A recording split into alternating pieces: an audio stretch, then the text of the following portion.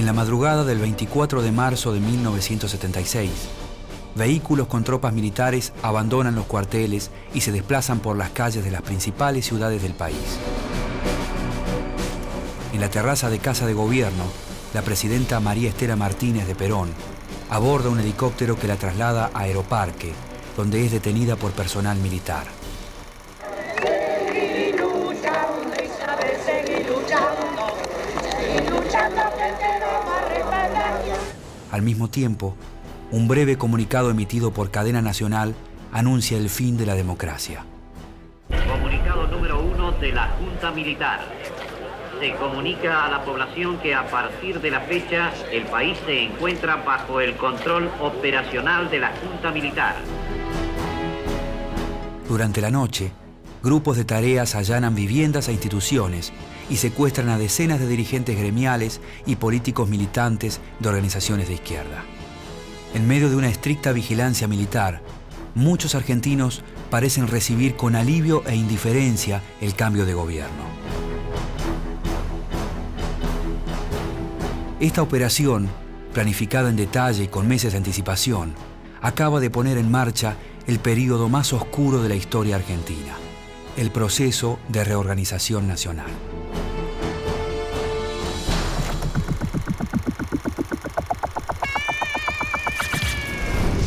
Las Fuerzas Armadas produjeron la única respuesta posible. No hay enemigo pequeño ni fuerza desdeñable, porque ya no hay pueblos aislados. A mediados de 1975, el gobierno de María Estela Martínez de Perón se debate entre la crisis institucional, el caos económico y la violencia política. Estos factores, sumados a un insistente rumor de golpe de Estado, dejan a la mandataria en una situación de extrema debilidad. Detrás de la frágil figura de Isabel se encuentra el ministro de Bienestar Social, José López Rega, quien es signado como el verdadero responsable de las decisiones presidenciales. Nosotros nos hemos juramentado en el ministerio a trabajar para el país, a trabajar todo lo que se pueda con honestidad. Si algún error cometemos, lo cometemos porque vamos a hacer algo. Sospechoso de haber cometido graves delitos, López Rega se ve obligado a renunciar y huye a España.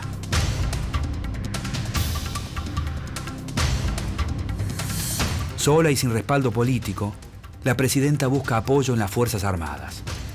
Bajo la influencia del almirante Emilio Macera, el 27 de agosto de 1975, designa al general Jorge Rafael Videla como comandante en jefe del ejército.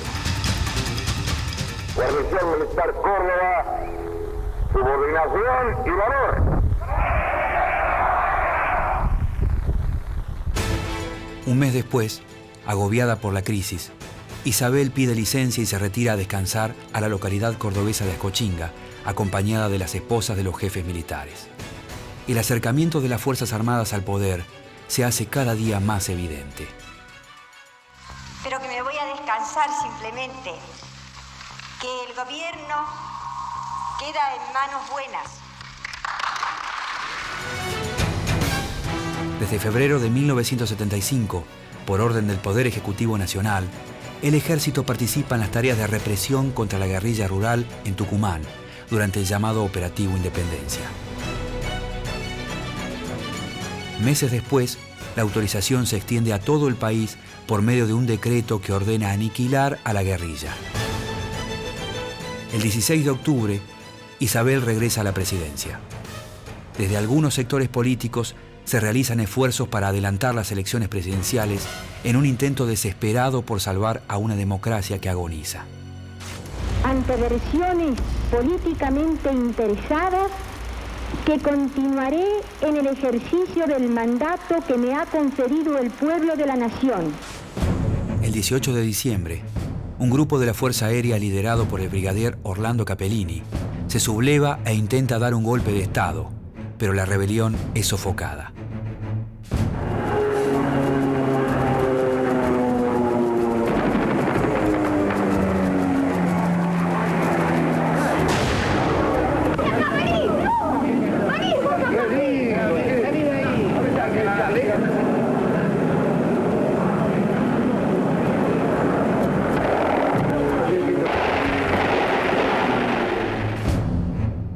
causa de esto, y por consejo de Videla y de Macera, el comandante en jefe de la Fuerza Aérea, brigadier Fautario, es reemplazado por el brigadier Orlando Agosti. La junta de comandantes que pondrá fin a la democracia queda conformada. Durante la Navidad de 1975, en Tucumán, el general Videla pronuncia un discurso frente a sus tropas, en el que fija un plazo de 90 días al gobierno constitucional. Mientras tanto, las Fuerzas Armadas esperan pacientemente que la crisis política y económica acabe con el gobierno de Isabel y preparan un plan para su reemplazo. En los 3 meses siguientes, el caos y el desgobierno parecen irreversibles. En ese contexto, muchos políticos, sindicalistas y líderes guerrilleros se resignan ante un golpe militar que ya es un secreto a voces.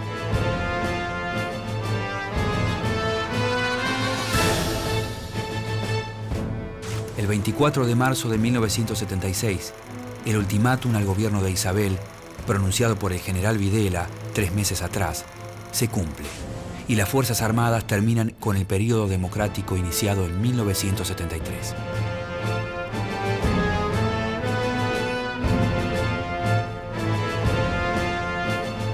La dictadura se autodenomina Proceso de Reorganización Nacional y por primera vez en la historia, un gobierno militar compromete institucionalmente a las 3 fuerzas por igual. Para evitar la personalización del poder, el Estatuto del Proceso establece que el presidente debe ser designado por la Junta, no puede formar parte de esta y debe ser un oficial superior retirado.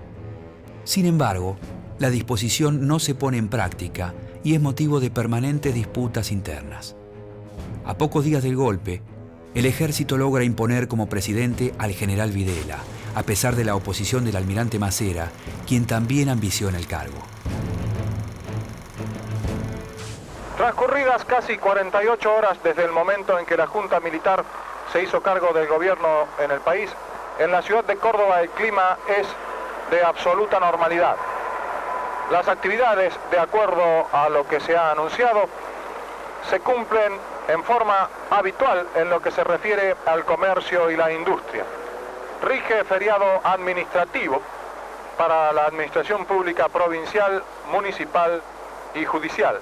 Pero como es de suponer, aún continúan las patrullas militares por distintos lugares de la ciudad. Desde el primer momento, los vehículos de las Fuerzas Armadas se identifican en su parabrisas con un triángulo color blanco que es bien visible. El proceso militariza casi todos los niveles de gestión del Estado y distribuye los cargos públicos entre oficiales de las 3 armas. Con esta medida, la Junta busca llevar adelante una administración directa y controlada, pero su principal efecto es trasladar la interna de los altos mandos a todos los ámbitos del gobierno.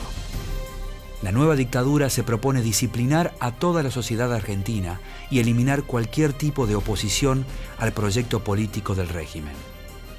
El plan de gobierno tiene como objetivo poner en marcha una profunda transformación de las estructuras sociales, políticas y económicas del país bajo una particular concepción de lo que ellos entienden deben ser los valores occidentales, nacionales y cristianos. Como si la voluntad de Dios quisiera demostrar sobre estas tierras de cuánto es capaz el ejército argentino cuando lucha por la libertad, la paz y la justicia para su pueblo.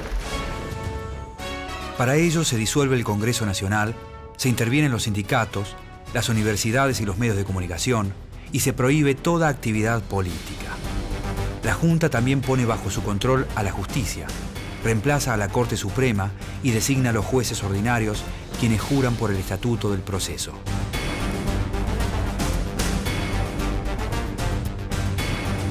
Desde el 24 de marzo, la represión estatal aumenta y el concepto de subversivo ya no se aplica exclusivamente a la guerrilla, sino también a obreros, a sindicalistas, a intelectuales, a estudiantes y a cualquier ciudadano que manifieste su desacuerdo con las políticas del régimen. Los militares creen ver la subversión en todas partes y apuntan en todas direcciones.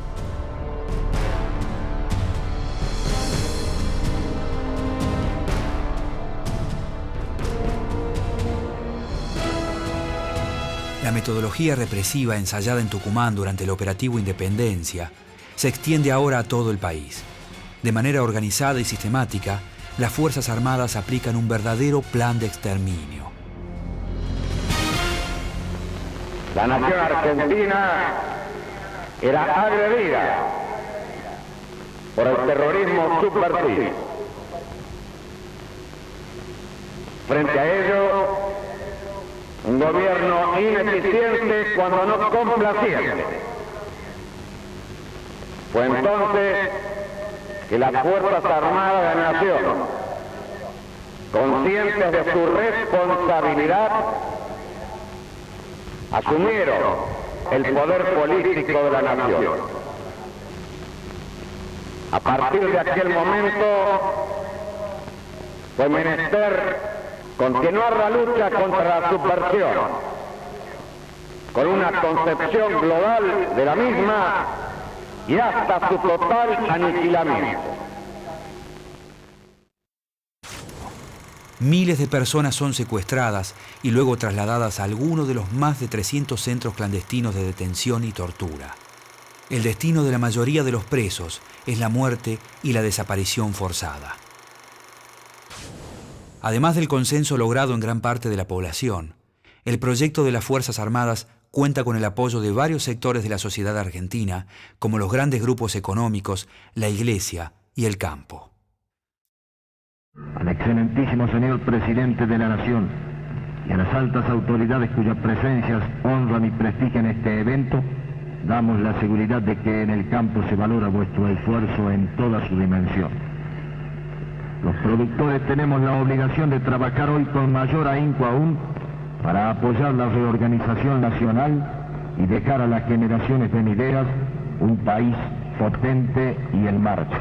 ¿Podría reflejarnos, cardenal Primatesta, la repercusión de la presencia del presidente argentino, el teniente general Videla, en las ceremonias del Vaticano? Bueno, hay en dos palabras, hay una repercusión bochinchera o de alaraca, en la cual fueron víctimas los periódicos, y hay otra repercusión más profunda, lo que significa la presencia de una primera autoridad de una nación en el comienzo del pontificado del Papa. Hay una afirmación de fe, una afirmación de tradición cristiana y una afirmación también de coordinación con la labor que realizó el pontificado.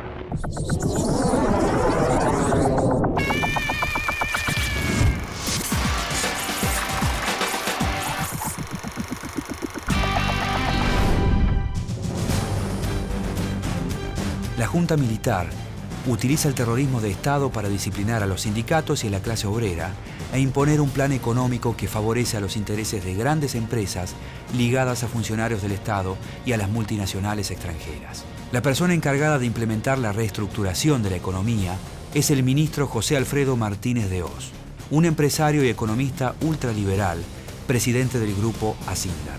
Sus objetivos son acabar con años de intervencionismo estatal, detener la inflación y estimular la inversión extranjera. Se abre, señores, un nuevo capítulo en la historia económica argentina.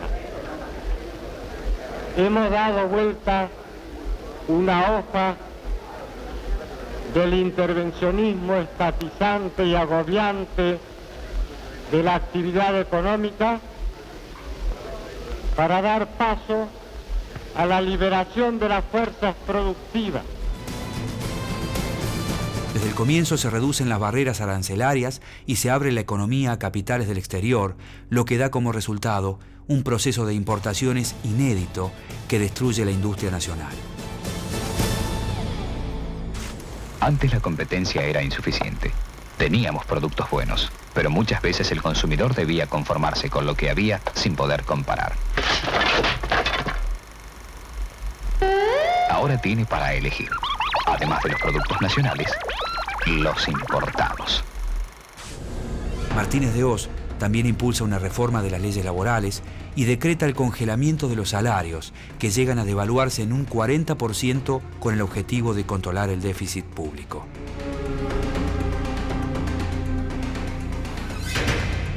El nuevo plan económico se centra en la reducción del gasto estatal. Sin embargo, con el transcurrir de los meses, sucede lo contrario y el gobierno invierte grandes sumas de dinero en obras con costos sobrevaluados, concedidas a grandes empresas vinculadas a funcionarios del Estado. Y arriba en estos momentos, a la usina atómica de Embalse Río Tercero, el presidente de la República, Teniente General Jorge Rafael Videla. El presidente Videla ingresa ahora a la obra básica de la usina atómica, es decir, el reactor. Los operarios se han dispuesto a lo largo de este corredor, saludando con sus aplausos la presencia del presidente de la República. Conversamos aquí en Embalse con el titular de la Comisión Nacional de Energía Atómica, contraalmirante Carlos Castro Madero. ¿Cuánto cuesta, señor contraalmirante? La renegociación podemos decir que arrojó un saldo final de estimativo, porque usted sabe cómo van creciendo los precios, pero estimativo será alrededor de 450 millones de dólares. Desde la puesta en marcha del plan represivo, el ámbito educativo es considerado particularmente peligroso por los militares, y en especial el de la universidad. Quisiera retrotraernos a ese momento inicial y a la circunstancia muy precisa en que se encontraron esta, como todas las universidades nacionales, en una situación efectiva y real, que yo llamaría de caos institucional, de penetración ideológica y subversiva, pero un aspecto mucho más profundo de lo que puede hacer la sola explicitación de la subversión del activismo. En la subversión que había calado profundamente en las mentalidades, que había calado profundamente en la conformación de la inteligencia de la juventud argentina. Una juventud argentina que, sin ser marxista, progresivamente acostumbrando a pensar en marxista. Cientos de estudiantes y profesores desaparecen y otros miles deben exiliarse en el extranjero. Muchos familiares de personas secuestradas recorren juzgados, comisarías y reparticiones gubernamentales, intentando recabar información sobre el paradero de sus seres queridos. Al cabo de un tiempo, muchos de ellos empiezan a formar grupos y a organizarse para realizar sus reclamos. El jueves 30 de abril de 1977, un grupo de madres de detenidos desaparecidos que concurrían periódicamente al Ministerio del Interior comienzan a reunirse en Plaza de Mayo. Ante la amenaza de la policía de detenerlas por realizar una reunión pública, deciden caminar alrededor de la plaza. De esta manera, nacen las rondas de las madres de Plaza de Mayo. Nosotros solamente queremos saber dónde están nuestros hijos, vivos o muertos. No sabemos si están enfermos, si tienen frío, si tienen hambre. Porque el gobierno diga, no es que dice mentira, miente. Hace 2 años que Mi nieta estaba embarazada de 5 meses cuando se la llevaron. Mi nieto tiene que haber nacido en agosto del año pasado. Hasta ahora no he podido saber nada de él. ¿Cuántos son ustedes?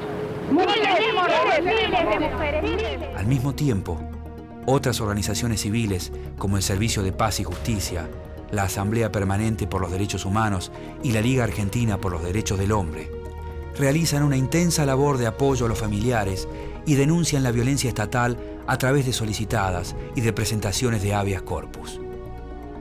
Todas estas entidades conforman el movimiento por los derechos humanos y se transforman en la principal voz de oposición a la dictadura.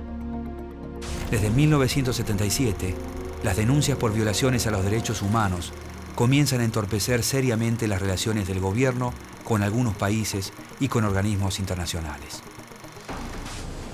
El presidente de los Estados Unidos, James Carter, exige públicamente explicaciones al general Videla por la desaparición de personas. A este reclamo se suman también varios países europeos y las Naciones Unidas. En ese contexto, el gobierno militar encara su maniobra de propaganda más costosa, el Mundial de Fútbol de 1978. Con este evento deportivo, la dictadura se propone limpiar su imagen en el exterior.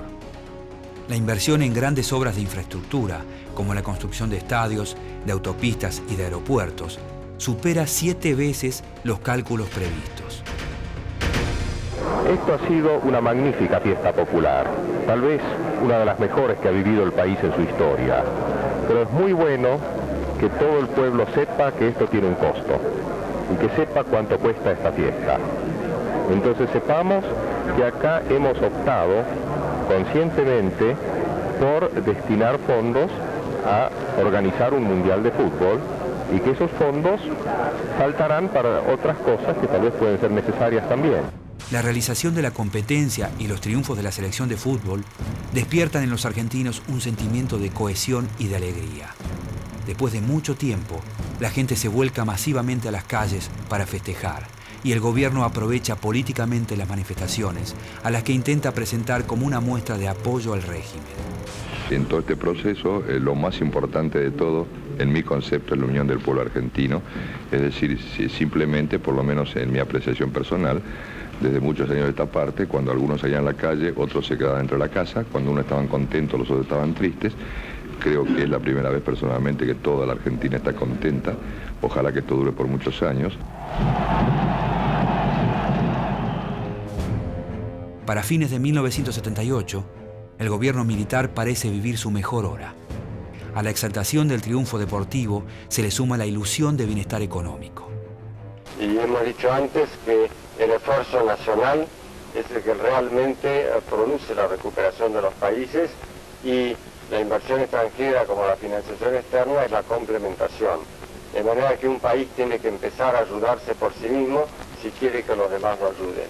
Y esto es lo que está sucediendo en la Argentina, donde la tasa de ahorro ha alcanzado un nivel récord del 30% con relación al Producto Bruto Interno, y esto es realmente un adelanto muy importante que traduce la confianza del público en general y del ahorrista de todas clases, grandes, pequeños y medianos, en la evolución económica del país. Con el objetivo de establecer un control sobre la demanda de divisas, el ministro Martínez de Hoz implementa un sistema de devaluación programada, conocido popularmente como la tablita. Esta reforma cambiaria provoca una disminución progresiva del precio del dólar. ¡Levanten el techo! ¡Suban el techo! ¿Levantar el techo? Veamos. ¡El techo, por favor!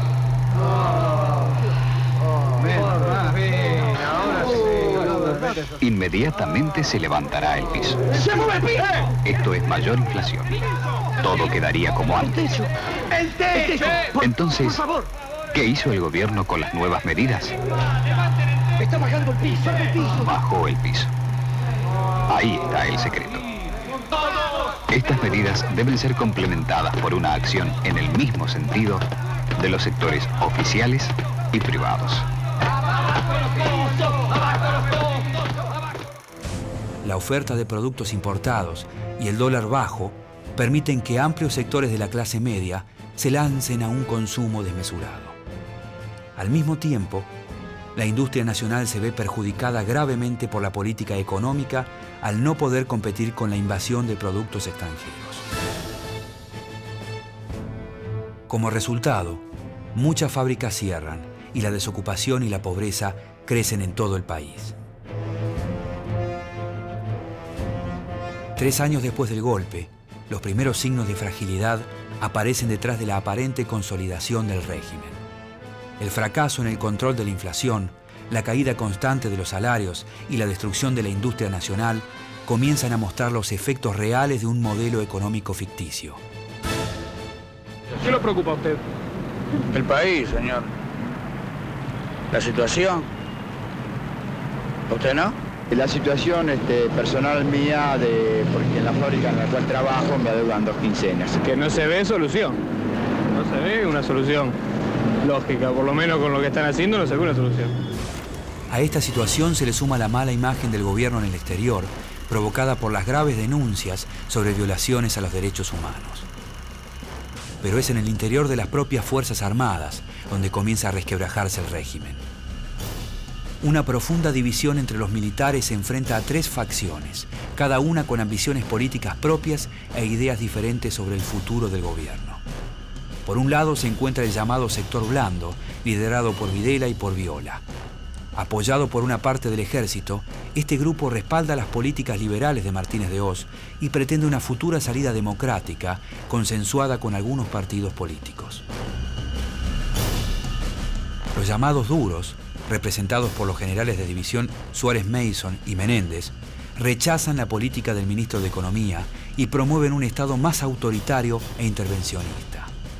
En el medio de estas divisiones, y jugando su propio juego, se encuentra el almirante Emilio Eduardo Macera y gran parte de la Armada que se encolumna detrás de su figura.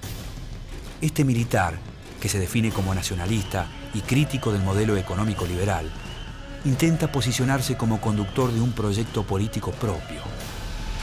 Que si por política se entiende la gimnasia electoral, la carrera desenfrenada de promesas, el halago pueril, entonces no es eso lo que me interesa. Si por política aceptamos una concepción nueva e inteligente que permita el replanteo existencial de la nación, entonces sí estaré, como tantos millones de argentinos, luchando por conseguirlo desde la posición menos notoria, porque ese desafío, ese salto histórico, esa velocidad interior está en la esencia del proceso de reorganización. Pasada la euforia mundialista, las diferencias internas entre los mandos militares crecen. El jefe de la Armada ya no oculta sus ambiciones de liderazgo e intenta forjar alianzas con algunos sectores del peronismo. Luego de intensas deliberaciones entre los miembros de la Junta, la situación parece definirse a favor del ejército. Videla logra el paso a retiro de Macera y es ratificado como presidente. Sin embargo, las disputas internas continúan. Pese a los intentos de quienes desde dentro pretenden desmembrarnos o quienes desde afuera pretendan cercenarnos, conjuntamente con las dos Fuerzas Armadas, la Armada y la Fuerza Aérea, constituir el sostén de este proceso de reorganización nacional. Aunque los jefes militares han logrado su objetivo de terminar con una época, muchos comienzan a dudar de su capacidad para crear una nueva. Sus ambiciones personales muestran la fragilidad de un proceso que ellos mismos han creado y que serán incapaces de sostener en el tiempo.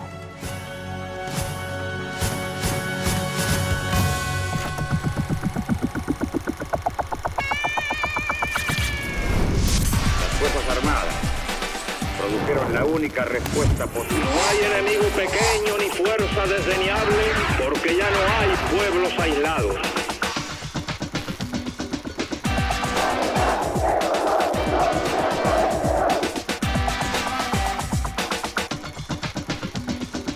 Hemos llegado a la Revolución Argentina